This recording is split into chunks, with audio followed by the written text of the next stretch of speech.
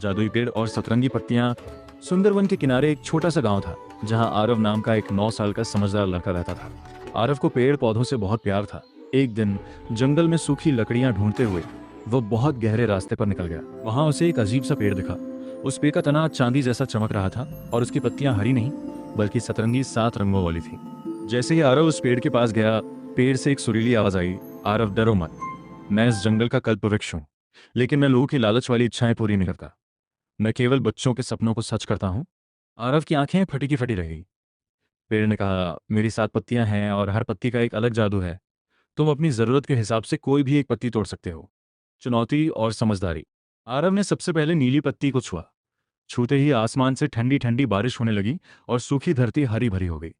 आरव समझ गया कि यह कोई साधारण पेड़ नहीं है। तभी वहां गांव का एक लालची जमींदार धनीराम छुपकर आरव का पीछा करते हुए पहुंच गया।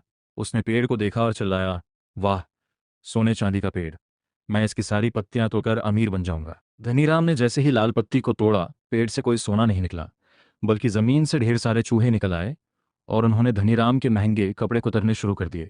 धनीराम डरकर वहां से भाग खड़ा हुआ। आरव ने पेड़ के पास जाकर कहा, मुझे अपने लिए कुछ नहीं चाहिए।